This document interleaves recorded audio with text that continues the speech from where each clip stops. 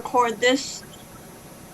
Here we go. No, got it. Okay, so as we draw this event to a close, I personally would really like to thank Albert, Cindy, Sarah, Kayla, and Caitlin from the North Carolina Museum of Natural Sciences, as well as Kathy and Priscilla from the North Carolina Museum of History for first encouraging this idea I had for a small gathering and just growing it to exceed my absolute wildest expectations. As Albert said earlier this morning, I helped kind of get this idea off the ground, but before discovering I had a little one on the way. So they very much took over the bulk of the planning, and I am just exceedingly proud of what you pulled off. So thank you for your dedication to making this happen. Well, we have to thank you too, Jessica and Cindy and Albert and your whole crew over at the Science Museum for helping us realize this dream. And we also would like to extend a special thank you to the NC Commission for Volunteerism and Community Service, the folks over there who have been tremendously helpful and supportive of this, Caroline Farmer, Browse Johnson, and Garrett Pierce. They have provided us with invaluable resources to make this a success beyond our wildest dreams. So we can't thank you enough. Also, we'd like to thank Lee Williamson at the NC Division of Services for the Deaf and Hard of Hearing for their accessibility services today. And of course, we have to thank all of our wonderful speakers and just the incredibly insightful presentations we've been able to be a part of today. And also our registrants. I mean, we had over 90 some registrants for this thing. So it's really exceeded our wildest dreams, and we just couldn't be more grateful. So, as coordinators, it is our responsibility to provide support, advocacy, and increased opportunity for people of all abilities and from all walks of life to provide the best possible volunteer and intern programs, which in turn provides the best possible services to the public.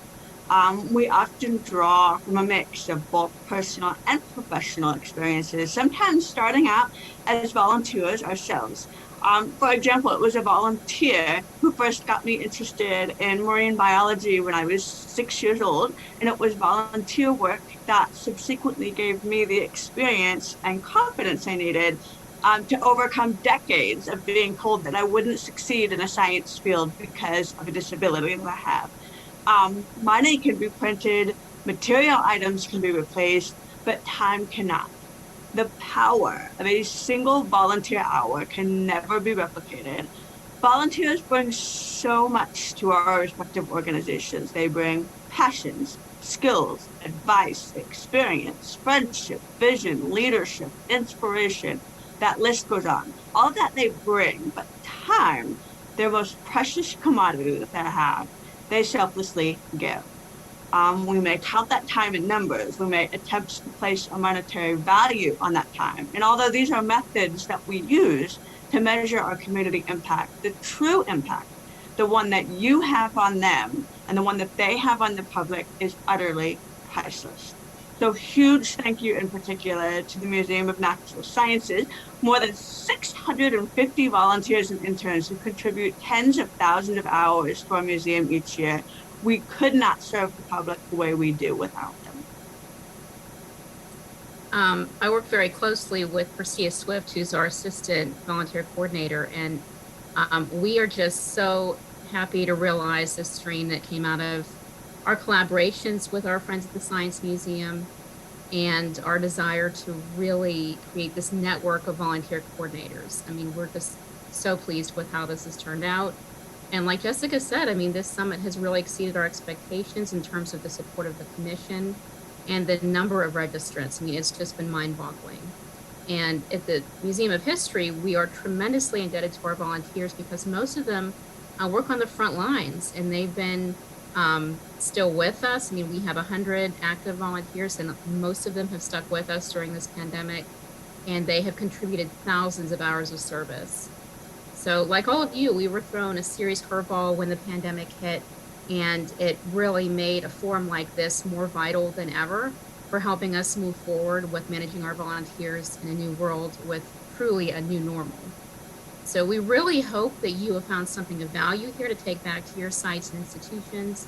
And we hope that we've helped initiate conversations that will continue and help to build those bridges to really build this network of volunteer coordinators across our state. Now we would like to leave you with some farewell messages from Ken Howard, the director of the NC Museum of History, and Eric Dorfman, who is the director and CEO of the Museum of Natural Sciences.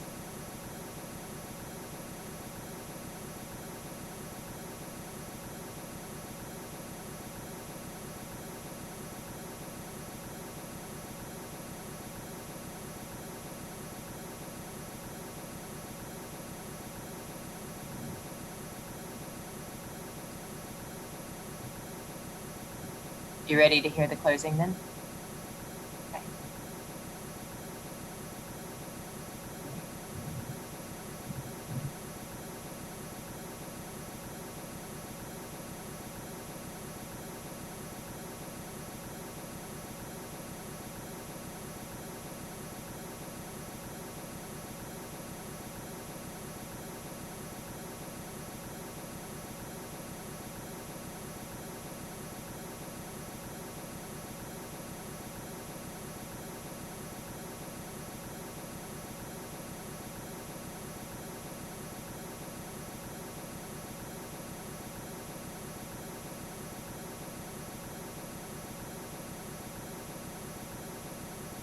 Caroline, do you have that link?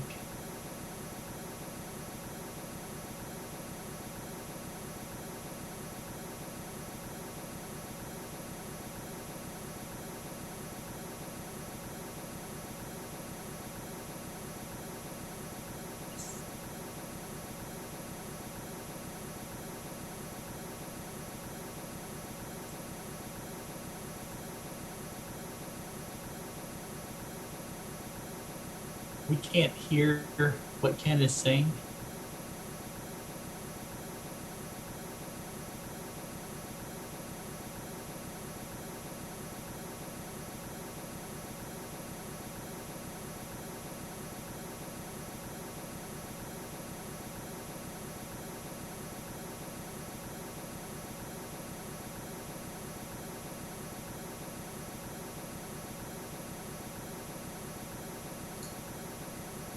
Caroline, if you're using headphones, you may have to unplug them.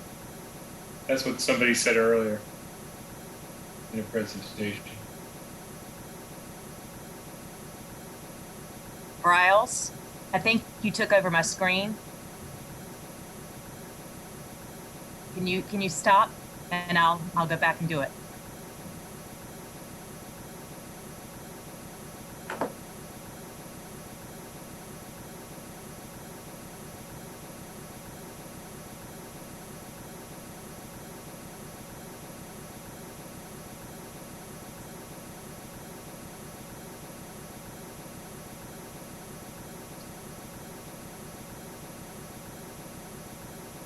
You know, welcome to the joys of 2020 and 2021.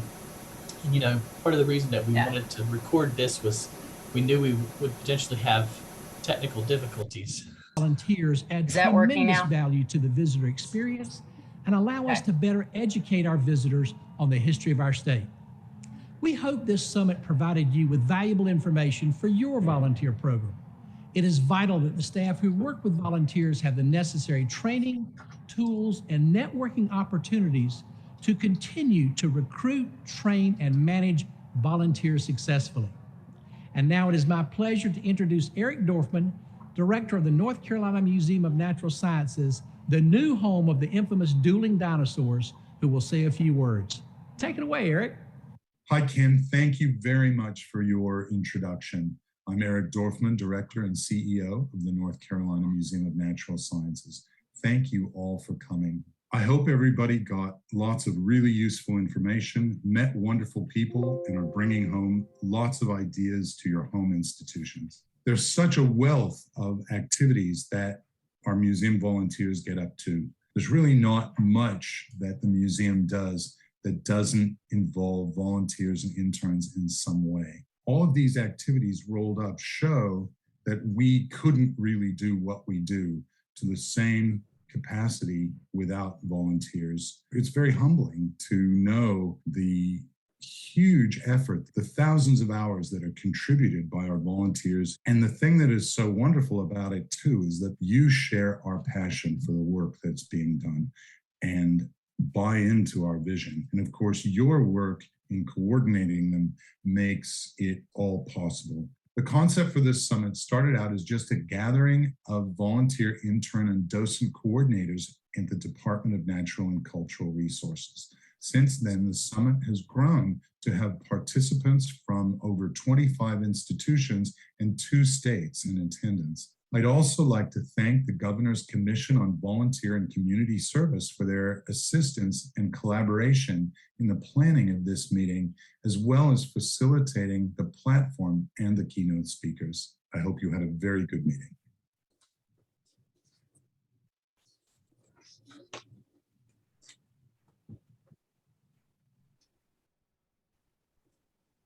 All right, huge thank you to Ken and Eric for recording those sentiments. And finally, last but certainly not least, in order to assess the future of this event, since it is the first time we've ever hosted anything like this before, please keep an eye out shortly for a chat link. I'm going to pop it in right now.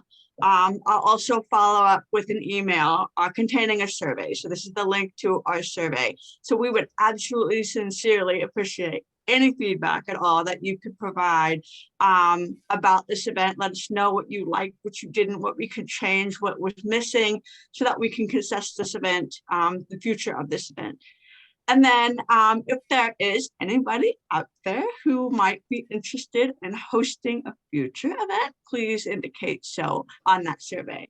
So on behalf of the North Carolina Museum of Natural Sciences, the North Carolina Museum of History, and the North Carolina Commission on Volunteerism and Community Service, we thank you for taking a little time out to network and grow in order to further recognize the time in that our amazing volunteers give. Now we would just like to open up the floor to all of you. I mean, we're all here, the members of the committee. So if you have any questions for us, any ideas you want to share, anybody want to step up and host the next volunteer summit, we're here for you if you want to chat further. I just want to give one quick update. I know I think I said it this morning, but you know, when Dr. Dorfman recorded his remarks, the stats he gave were what we had at the time, but the numbers have grown. They've more than doubled. And so we're really close to 100 participants. I think we're at 94, 95 participants and 53 institutions. So, and that may have grown even since I got the information earlier this morning. So it's pretty amazing that you all joined us for this day and shared ideas. You know, I'm just so grateful that all of you participated to the extent you were able, and some of the great ideas that you've shared. The lunchtime chat was really great. It sort of gave me a little flavor of what it's like between sessions at a you know, in real life conference. And so I was really glad for the people that joined that. So any questions? We're opening it up to y'all, questions or comments.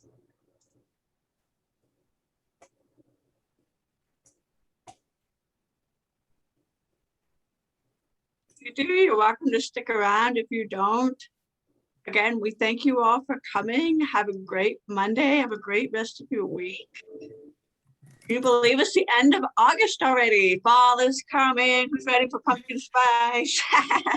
I'm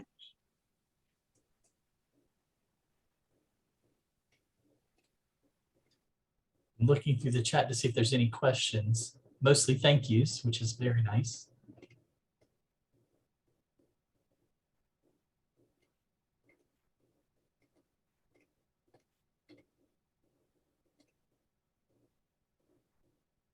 There's a question. Does anyone have suggestions on recruiting younger docents?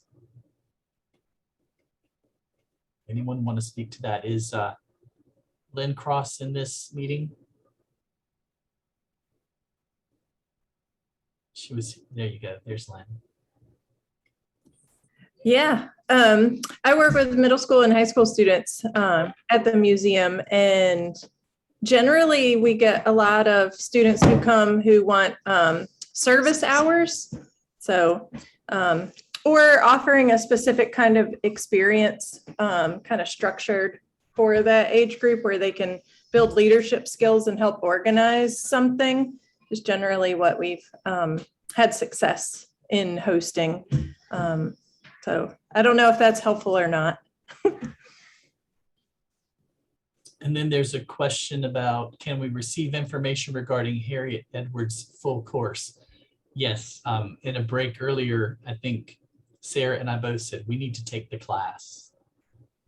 I think maybe when we send a follow-up email, if there's anything people need in that email, like we'll send you the stats, the number of people who attended, all of that. We'll send you the link to the survey. We can send you Harriet's information. If there's anything else people want in the follow-up email, just pop it into the chat and we'll make a list. And then Christine says that she would be interested in hosting a live event at the North Carolina Maritime Museum in Beaufort.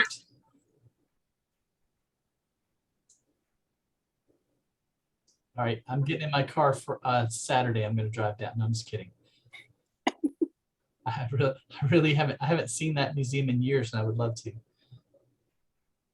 Any excuse to come to the beach, right? Yes.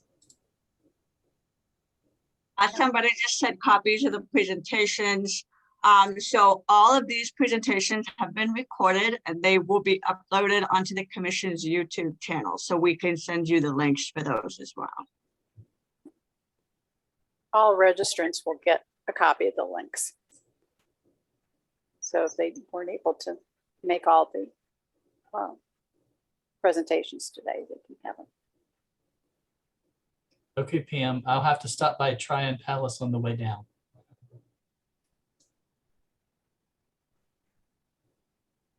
That'd be great. Last time I was there, there was a wonderful, it was around Christmas time. It was, well, a month before Christmas, and there was a beautiful concert by someone playing the harmonium, which was a musical instrument developed by not Abraham Lincoln, by Benjamin Franklin, made of water and glass and spinning rods. It was amazing.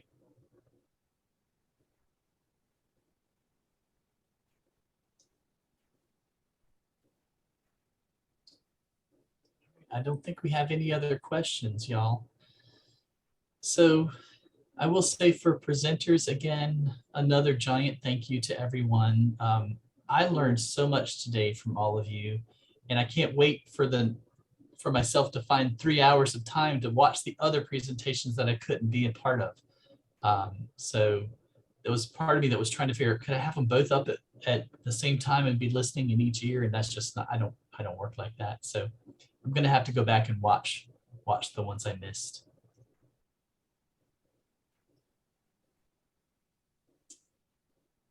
And for the organizing committee, I think we did okay. And it'll be nice to get together in a few days and sort of regroup and talk about any things we might recommend moving forward. We'll be able to get together in person soon. I think we had so many lunches scheduled with all the fellow volunteer coordinators in downtown Raleigh, like March 15th. And then literally that was the day everything shut down from the pandemic. And so we still have a lunch date. Oh, wow.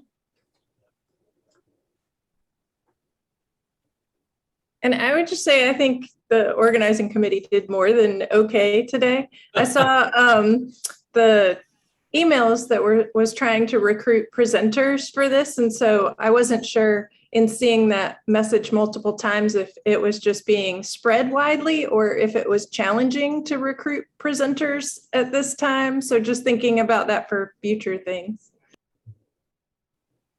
It was a little challenging just because I think people were being a little shy. Once we got a couple of emails out and we threw some ideas out there, and people were like, oh, okay, yeah, I have that idea. Let's go along with it. And we also, all of us on the planning committee also had some people in mind that we felt could really, we could benefit from their expertise. And so that's why I reached out to you guys in youth programs and a couple other people. John Goen gave a presentation today. because he does a great job with his teen volunteers, things like that. So it was a little challenging. And two, because I think of the pandemic, I don't know about the rest of the organizations that were in here today, but for us, like, our recruitment is still suspended. We're not recruiting. We're barely plugging away with interns. And then finally we got volunteers back on board in small numbers, you know what I mean? So, something wide scale as a volunteer, expanding our volunteers programs was not really in the forefront of our mind at the time. And so I think a lot of people were kind of in the same boat, not really thinking that this is the time to expand my volunteer program. But at the same time, we were like, this is when we need it most. We need this opportunity to socialize and share ideas so that when we are able to resume this recruitment and resume our volunteer programs, we had these ideas ready to go. And I think once we kind of made that point, people were like, okay, yeah. And then by then we started getting some good responses, and we had some wonderful presenters today. I'm so excited that they were able to come. And then, of course, the folks at the commission just really helped us knock it out of the ballpark with all of their assistance, their urging, their encouragement, and also support. I was astounded at the support. I'm so grateful that Garrett reached out with that email that day, because it really transformed things for us. So Caroline and Bryles, thank you both so much for everything. Well, I would just like to say it was an absolute pleasure and so much fun to get to know you all and to work together all these months, making this happen. So really excited to get to know you all and hopefully meet you in person. I think I told Persia, I'm like, I'm going to be able to come to the museum and say, I know somebody there. So I'm excited about that. And Bryles, you also just said, Caroline suggested we create a Teams or Dropbox folder that everyone can share resources like job descriptions, sample orientation, best practices. Yes, that would be amazing, because that really is the core reason why we planned this summit. Like, you look at the DNCR as a whole and the state as a whole, like, there are committees for so many things. There's an education committee, there's a accessibility and inclusion committee, there's these different committees that plan things for like-minded people across the state, but there was nothing for volunteers. And that is why I thought of the idea when I was attending an education summit way back in February of 2019. We attended this education summit. I'm like, this is a great idea. Why don't we do this for volunteers? So that's kind of where the idea came from. And I reached out to Jason Diem, who coordinates this for the education kind of committee for education across the state. And I said, is there anything for this, like this, for volunteers? Is there a list, a network list? Like, he has all of the educators across the DNCR. He has them all on a list that he sends emails to on occasion to keep them in contact, keep them connected in order to share best practices, things like that.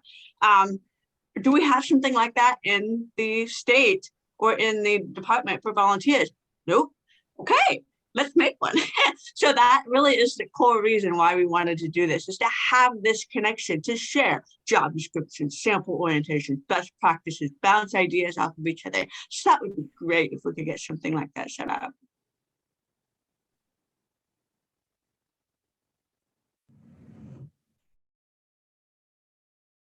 Hey, everybody, it's Caroline. I'm sorry. The DC office called, so with problems.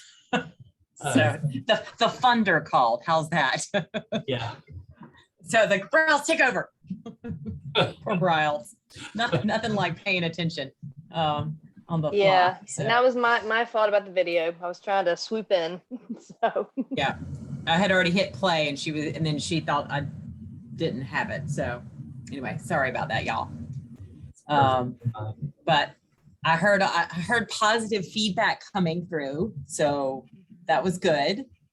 And I feel like this was something that we could do again, even if it's at a half day or maybe someday in person, someday. Yeah. So I, let's keep that conversation going about next year. But in the meantime, I don't know if she mentioned, I thought November 1st might be a good time to have a luncheon, like a network luncheon, because it would be before all the sort of the holiday craziness. You said Mondays are best, so. Yeah, I just put it in the chat about the costumes optional. Yes, because it's the day after Halloween. So, not that That would be affects fun. my life, but other, you know, I'm happy to wear a hat and dress up, but I throw that out there for y'all to think about whether that would be good, because I think it might be helpful while the people were excited to give them a date to go ahead and hold the date, and we can figure out what to do on that date later. But if you have the date held, then that means people are available. So y'all can get back with us on that, but I thought it would be a casual way to sort of network and talk too. No, I think that's great. And before too long, before the energy of momentum is lost. Yeah. And I just felt like middle of October would be the sort of the ideal time, but there's so much going on in the middle of October that, and then there's like a little pause, and then there's Veterans Day, Thanksgiving, and Kwanzaa and everything else. So it gets more difficult as you get further in. So I was thinking that was like the little break in between the busyness. So, but I'm flexible. All right, y'all. Well, I think this first DNCR Volunteer Services Summit is a wrap. Yes. Well, thank y'all very much for everything. Thank you. Yeah. Thank you, Caroline and Bryles. Yes. So just follow-up details, and y'all probably went through it, but just so I have it in my head, we're going to send you the videos, or we're going to post the videos and share whatever that link is and so forth with you. And then we're going to send out the calendar, the questionnaire survey. Yeah, if you Right. guys want to get me the links to the recorded videos, we can just send everything nice in one email, so we don't flood everybody with like 5 different emails containing links That's and what I was thinking. surveys and stats and Harriet's class information.